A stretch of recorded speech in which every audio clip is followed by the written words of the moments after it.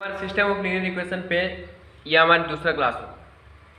तो हमारे पिछले क्लास में हमने सिर्फ फॉर्मेट पे बात किया था कि इसका कैसे सॉल्व किया जाएगा। कुछ क्वेश्चन सॉल्व नहीं हुआ तो वो बस फॉर्मेट के लिए हम काम कर रहे थे। तो आज हम लोग बात करेंगे इसका क्वेश्चन को अब कैसे सॉल्व किया जाएगा। इसको हर एक क्वेश्चन को सॉल्व करते हुए हम लोग आगे बढ़ेंगे और हर एक क्वेश्चन पर डिस्कस करेंगे और एक एक करके सारा क्वेश्चन सॉल्व कर देंगे पूरा जितना एक्सरसाइज पे होगा सिस्टम ऑफ लीनियर इक्वेशन पे। उसके बाद आपके पास एक भी डाउट नहीं होगा। बस वो फॉर्मेट दिया गया था, बस वो फॉर्मेट पे ही काम कर रहे हैं। वो फॉर्मेट को देखना नहीं है क्योंकि वो गलत है, मैंने पहले बोल दिया था। उसका जो रिजल्ट है वो गलत है, लेकिन जो फॉर्मेट दिया गया है वो फॉर्मेट सही है। जिस फॉर्मेट पर रख के आप क्वेश्चन सोल्व करना है वो सही है एकदम। उस फॉर्मेट पे आप लोग अगर क्वेश्चन रख के सोल्व कीजिएगा तो हर एक 100% जो आपका रिजल्ट आएगा वो सही होगा।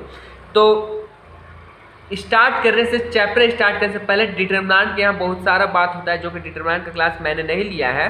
तो चलिए डिटरमिनेंट होता है क्या है उसको हम लोग सोल्व करना पहले सीख लेते हैं कि डिटरमिनेंट को सोल्व कैसे किया जाता है। अगर वो सोल्व करना सीख जाएंगे फिर तो हमारा कॉन्सेप्ट खत्म। डिटरमिनेंट पहले सोल्व करना सीखते हैं। डिटरमिनेंट कैसे सोल्व करते हैं, जो कि हमारा डिटरमिनेंट का सिंबल होता है जिसको डिनोट करते हैं किसे, ऐसे। अगर मैट्रिक्स का डिनोट करते हैं कैसे डिनोट करते हैं, स्क्वायर ब्रैकेट से। तो ये हमारा क्या है, डिटरमिनेंट। अब डिटरमिनेंट सोल्व कैसे करते हैं, तो मान लीजिए ए हमारा डिटरमिनेंट दिया गया है a11 a12 a21 a22, ये हमारा डिटरमिनेंट। इसको सोल्व कैसे करेंगे वो बात करते हैं। तो ए डिटरमिनेंट इक्वल टू, ये क्रॉस मल्टीप्लिकेशन होगा यहाँ से यहाँ से। कैसे होगा, a11 इंटू a22, यहाँ पे माइनस का साइन दीजिए, फिर a21 into a12। It means ये इससे मल्टीप्लाई, ये इससे मल्टीप्लाई करें।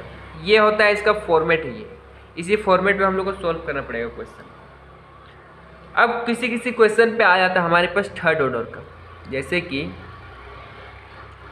a11 a12 a13 a21 a22 a23 a31 a32 a33। It mean 3 row and 3 column को ये हो जाएगा।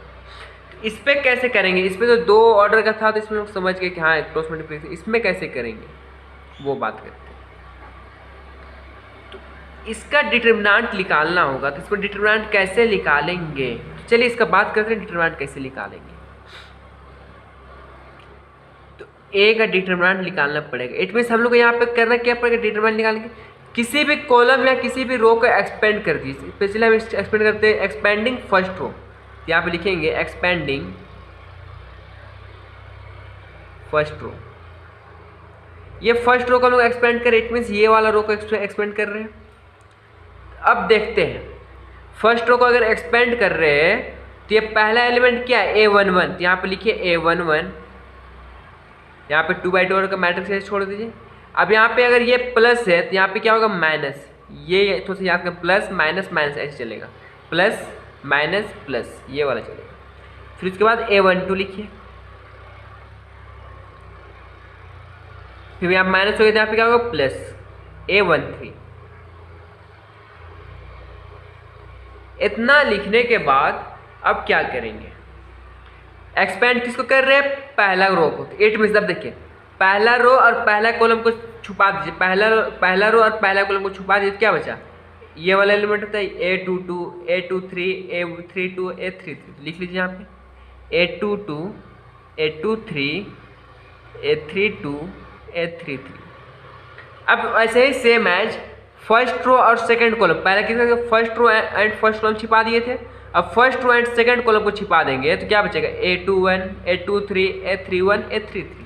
तो यहाँ पे लिखिएगा a21 a31 a23 a33।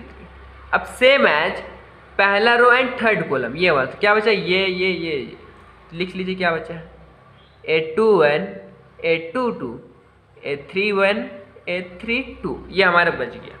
अब तो ये वाला जब 2/2 ऑर्डर में ये जैसे कन्वर्ट हो गया तो इसका तो सोल्व करना आप लोग ऊपर में ही सीख चुके हैं।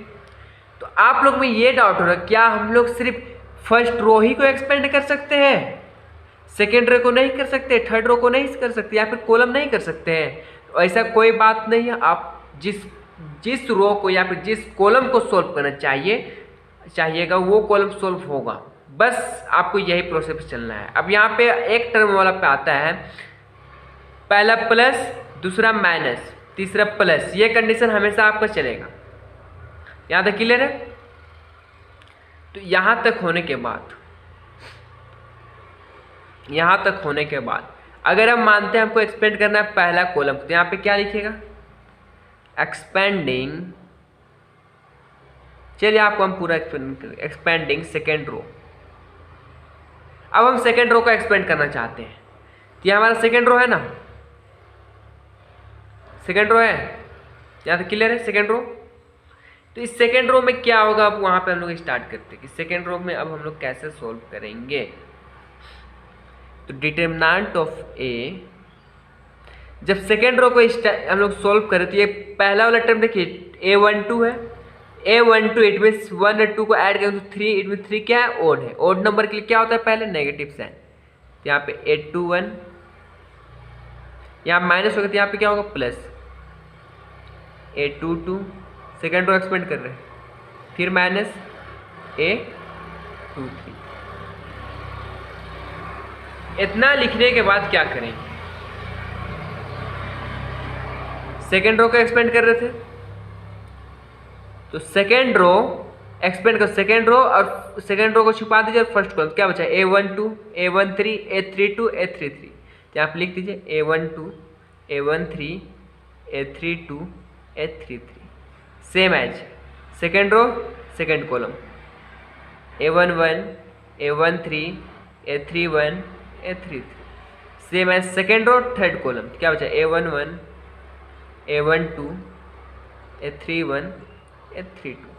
बस ऐसे एक्सपेंड करना है। अब यहाँ पे प्लस माइनस का कॉन्सेप्ट यहाँ पे आपको हम क्लियर कर देते हैं। यहाँ पे प्लस माइनस क्यों हो रहा है, यहाँ पे माइनस क्यों हो गया, यहाँ पे प्लस क्यों हो गया।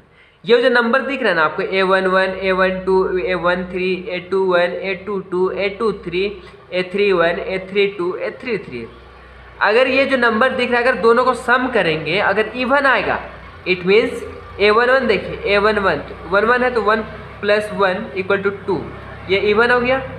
A12 1 + 2 = 3, ये ओड हो गया।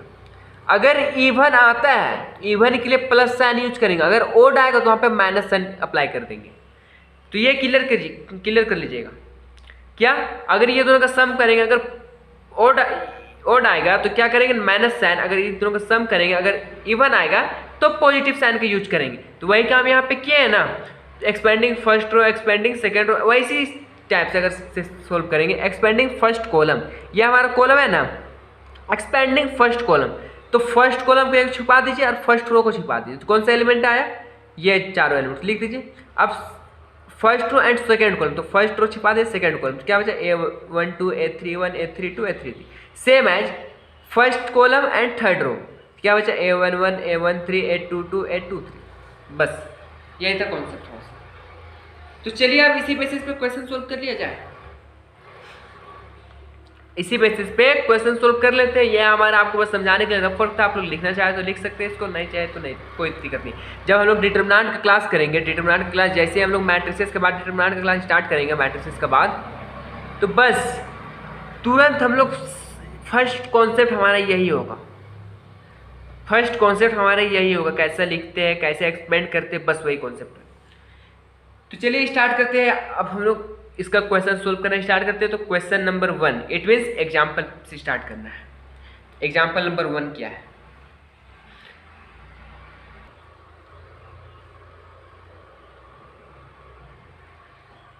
Example number 1, use matrix method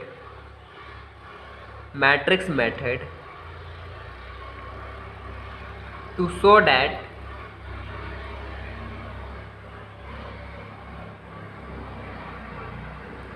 the system of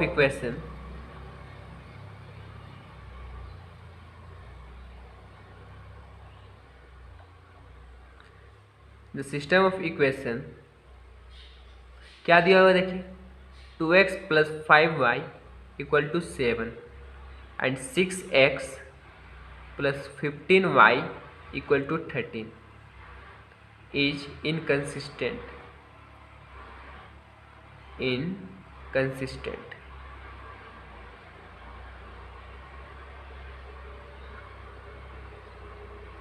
तो क्या बोला है, using the matrix method use करके इसको हम लोग को सोल्व कर सिस्टम ऑफ लीनियर इक्वेशन दिया गया है, जो कि हम लोग को ये दिया हुआ है, इसको सोल्व करना है।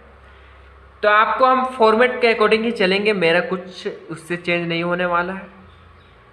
तो सबसे पहला काम क्या था हमारा, द गिवन इक्वेशन आर, जो इक्वेशन दिया हुआ है इक्वेशन को लिख लेते हैं। 2x plus 5y equal to 7 दिया हुआ है and 6x plus 15y equal to 13 दिया हुआ है। ये अगर दो इक्वेशन दिया गया है, इट मीन्स 2x2 ऑर्डर का मैट्रिक्स बनेगा। अगर इसका 3 इक्वेशन दिया होता तो 3x3 ऑर्डर का मैट्रिक्स बनता। तो यहाँ पे अब इतना लिखना, क्या लिखते हैं, लेट, हम लोग क्या मानते हैं, मैट्रिक्स ए का एलिमेंट कहाँ से लिखेंगे, यहाँ पे 2 है तो यहाँ पे 2 लिखिए, 6, 5 एंड 15। अब यहाँ पे हम लोग को क्या निकालना है, x इक्वल टू मानेंगे, यहाँ पे क्या मानेंगे, small x small y, and एक b क्या लिखेंगे जो हमारे इक्वल टू की था, इसमें 7 एंड 13। इस सिस्टम ऑफ लीनियर इक्वेशन है ना, यहाँ पे दो वेरिएबल है x एंड y, तो x एंड y का वो कौन सा वैल्यू रखेंगे जो कि इस इक्वेशन को सेटिस्फाई कर जाएगा, बस वही चेक करना रहता है। तो चलिए सोल्व करते हैं। इतना लिखने के बाद हम लोग क्या लिखते थे, अकॉर्डिंग टू फॉर्मेट ही चलेंगे, कुछ चेंज नहीं करेंगे। सो द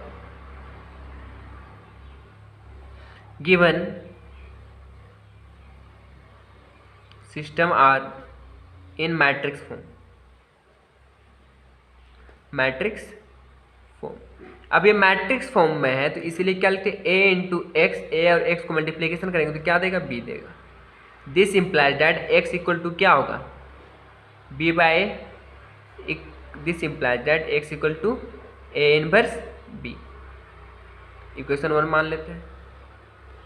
यहाँ पे क्या लिखे थे, वी नो डैट, आप लोग लिखते हुए चलेंगे, we know that a inverse equal to 1 by determinant of a into adjoint of a। Equation 2 मानते हैं इसको। अब इतना करने के बाद सबसे पहले हम लोग को इक्वेशन, यहाँ देखिए इस टर्म को हम लोग को सोल्व करने के लिए a इनवर्स चाहिए। a इनवर्स कहाँ से लिख लेगा, ये वाले टर्म से a इनवर्स लिख लेगा। तो a इनवर्स के लिए क्या चाहिए, पहले डिटर्मिनेंट चाहिए, फिर एडजॉइंट चाहिए। तो अब डिटर्मिनेंट कैसे लिख लेगा, तो यहाँ पे लिखेंगे, now determinant of a equal to, a का क्या टर्म दिया उसको लिखिए।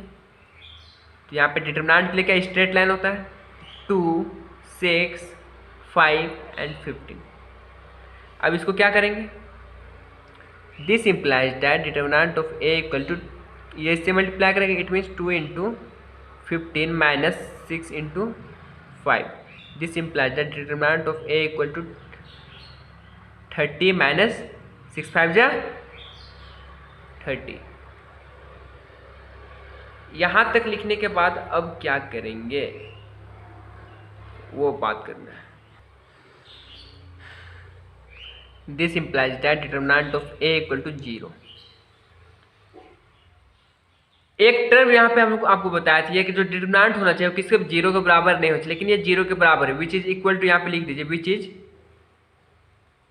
इक्वल टू 0, जो कि 0 के इक्वल। इट मीन इसको हम लोग आगे सॉल्व नहीं कर सकते, तो यहाँ पे लिखना पड़ेगा, सो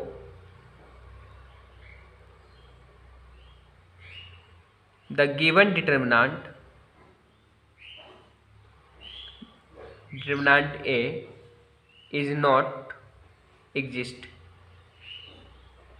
ये एग्जिस्ट नहीं किया, इट मीन्स फाइनली क्या लिखना पड़ेगा, hence the given system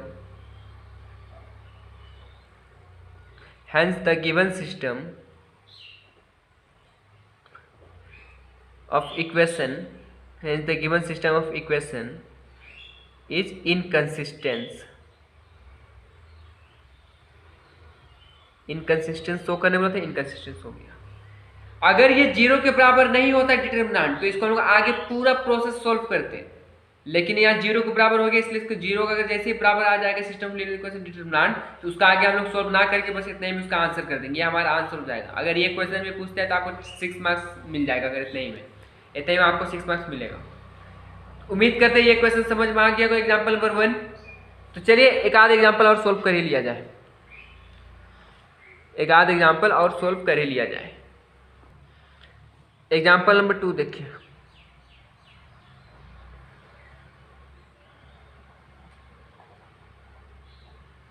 SHOW, so that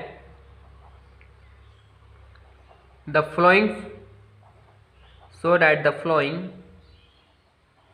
system of equation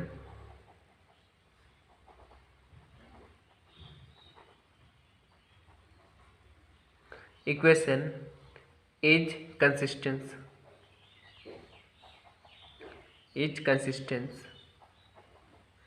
and solve it।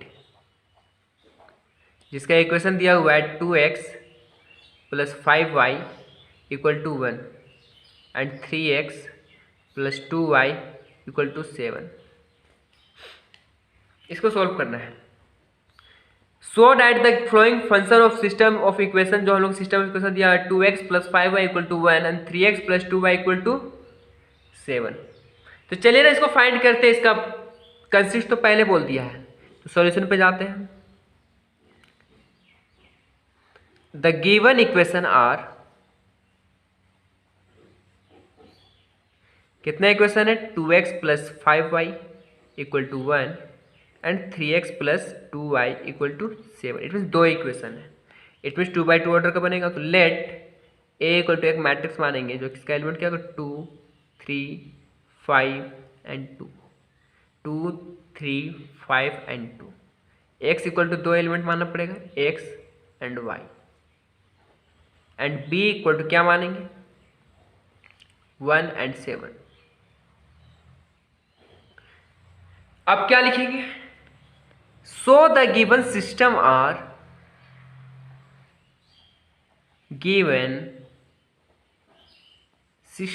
Are in matrix form. कौन सा फॉर्म में है, मैट्रिक्स फॉर्म में है।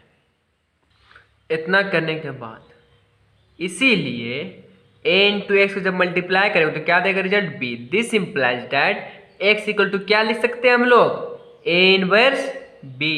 इसको इक्वेशन 1 मानते हैं। इतना करने के बाद क्या करेंगे, वी नो डैट, हम लोग क्या जानते हैं, we know that a inverse = determinant of a into adjoint of a, equation 2।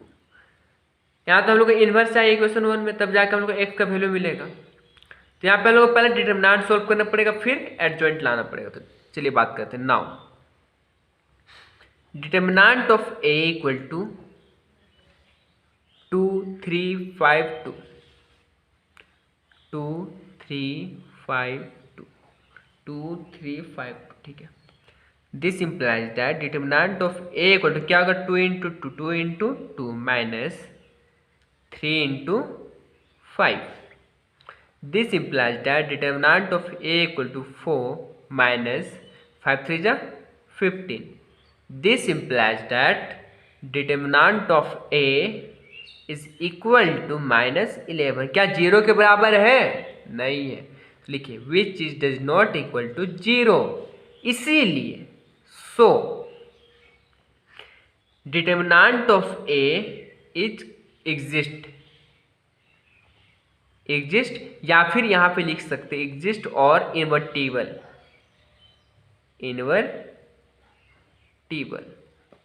Exist लिखिए या फिर इनवर्टिबल लिखिए। मतलब इसको आगे हम लोग अब सोल्व करेंगे। क्यों सोल्व करेंगे, क्योंकि ये डिटर्मिनेंट जो है 0 के बराबर नहीं है। इतना करने के बाद अब हम लोग को एक काम हो गया, अब हम लोग को एडजॉइंट चाहिए। तो अब एडजॉइंट के लिए क्या करना पड़ेगा, यहाँ पे लिखिएगा the cofactor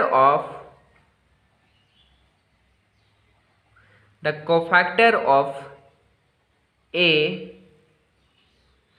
is given by, given by. अब कोफैक्टर ऑफ किसका, determinant of A is given by. अब क्या कोफैक्टर के लिए क्या बोले थे अभी हम, कुछ हम लोग इस टाइप को बनाए थे, A11 इक्वल टू A12। अब बात करते हैं यहाँ पे हम लोग क्या बात करना है, कोफैक्टर निकालना है किसका, चलिए निकालते हैं ना।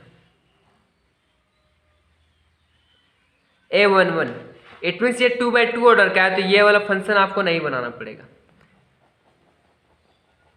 ये 2/2 ऑर्डर में ये चीज़ नहीं बनेगा। क्यों नहीं बनेगा उसका भी रीजन बता देते हैं। A11 A11 की जगह पे क्या लिखेंगे, देखिए पहला रो एंड पहला कॉलम को छुपा दीजिए, तो पहला रो एंड पहला कॉलम को छुपा दिए तो क्या बचा 2। A1 की जगह पे क्या हुआ, A11 की जगह पे 2 लिखिएगा। A12 इट मीन्स पहला रो एंड दूसरा कॉलम, तो पहला रो और दूसरा कॉलम को छुपा क्या बचा 3, यहाँ पे क्या होगा 3। आप लोग इसका नीचे बनाएंगे, हम यहाँ पे बना रहे हैं A21 एंड A22। दूसरा रो एंड पहला इट मीन 2, दूसरा रो एंड पहला column it means A21 means दूसरा रो एंड पहला कॉलम, तो दूसरा रो एंड पहला कॉलम, दूसरा रो एंड पहला कॉलम छिपा क्या बचा 5, लिखिए यहाँ पे 5। अब दूसरा रो एंड दूसरा कॉलम, दूसरा रो दूसरा कॉलम क्या बचा 2। अब माइनस प्लस वाला काम करना है, 1 1 को जोड़े क्या होगा, इवन की ओर इवन, तो क्या होगा यहाँ पे प्लस। 1 और 2 को जोड़े क्या होगा, इवन की ओर और, तो क्या होगा यहाँ पे माइनस। 2 और 1 को जोड़े क्या होगा, इवन की ओर और, तो क्या होगा माइनस। 2 और 2 को जोड़े इवन की ओर तो इवन, तो क्या होगा प्लस। इतना करने के बाद क्या करेंगे, इतना करने के बाद क्या करेंगे, चलिए देखते हैं क्या करना है। जैसे ही हमारा कोफैक्टर निकल गया A11 A12 A21 A22, यहाँ पे लिखेंगे अब डायरेक्ट नेक्स्ट टर्न रहेगा, therefore adjoint of A equal to matrices A11 की जगह पे क्या है 2, A12 की जगह पे क्या है -3, A21 की जगह पे क्या है -5 एंड A22 की जगह पे 2 है। इसका यहाँ पे ट्रांसपोज, ये जो डैश का साइन वो ट्रांसपोज है। अगर जैसे ही ट्रांसपोज का साइन लगाएंगे तो क्या जो रो है वो कॉलम बन जाएगा, जो कॉलम है वो रो बनेगा। इट मीन्स जो रो है वो कॉलम बन गया और जो कॉलम है वो रो बन गया, -5 एंड 2 चेंज हो जाएगा। तो ये हमारा एडजॉइंट भी निकल गया। तो हम लोग को जो फाइंड करना था A inverse x equal to A inverse into adjoint of A, equation 2 में बात कर देखिए 1 by determinant of A into adjoint of A। Adjoint of A निकल के आप बात करेंगे कहाँ, फ्रॉम इक्वेशन 2 पे। यहाँ पे लिखिएगा from equation 2 A inverse equal to 1 by determinant of A into adjoint of A। This implies that A inverse determinant कितना आया था -11, चेक कर लीजिए, और एडजॉइंट कितना आया 2 -3 -5 एंड 2। ये हमारा एडजॉइंट है, ये हमारा इनवर्स भी निकल गया। अब हम लोग क्या करना है, अब बात करते देखिए एक्स के A इनवर्स चाहिए था, B चाहिए था, B तो हम लोग को यहाँ पे दिया हुआ है तो A इनवर्स मिल गया है। अब फ्रॉम इक्वेशन 1 में बात करते हैं, चलिए फ्रॉम इक्वेशन 1 में। इतना करने के बाद फ्रॉम इक्वेशन 1 में क्या लिखेंगे, from equation 1 x equal to A inverse B। इसी क्वेश्चन को कंटिन्यू करेंगे, हमारा यहाँ तक सॉल्व कर लिए जिसमें कि लोग फ्रॉम इक्वेशन 1 जाके x equal to A inverse B में बात कर रहे थे। तो यहाँ पे बात करना क्या, this implies that A inverse का जो रिजल्ट आया उसको लिखते हैं, तो A इनवर्स 1 बाई -11 मैट्रिसेस है 2 -5 -3 एंड 2। जो B हमारा मैट्रिसेस दिया गया है, B क्या है 1 एंड 7, क्वेश्चन में देख लीजिएगा हमारे पिछले क्लास वाले क्वेश्चन में। तो क्या होगा x इक्वल टू, ये दोनों को अगर ऑर्डर सेम हो तो मल्टीप्लिकेशन पहले करना पड़ेगा। क्या करना पड़ेगा, मल्टीप्लिकेशन। ऑर्डर चेक कीजिए 2/2 2/1, मल्टीप्लिकेशन होगा, ऑर्डर कितना आएगा 2/1 ऑर्डर का मल्टीप्लिकेशन आएगा। क्या लिखेंगे 1 बाई -11, 2 1 जा 2 प्लस माइनस माइनस 5 7 जा 35 same as -3 into 1 -3 minus minus plus 7 2 जा 14। इतना करने के बाद क्या करेंगे? This implies that x equal to 1 by -11, यहाँ पे -33 होगा, यहाँ पे 11 होगा। अब ये जो -11 है तो इसे क्या करेंगे? डिवाइड कर देंगे पूरे टर्म को।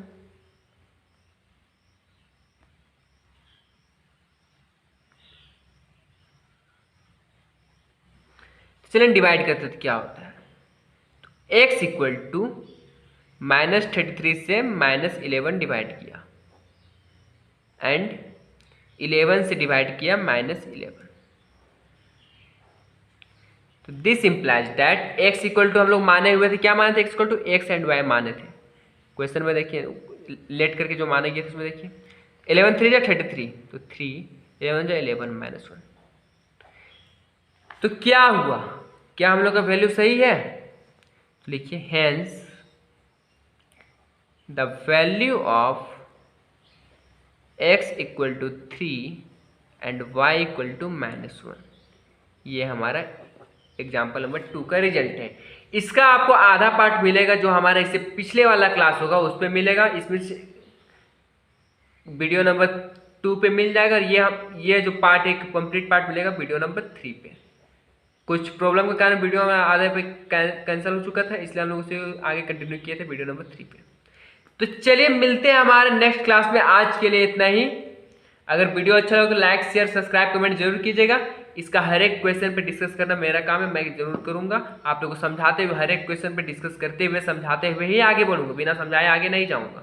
मिलते हैं हमारे नेक्स्ट क्लास में। धन्यवाद।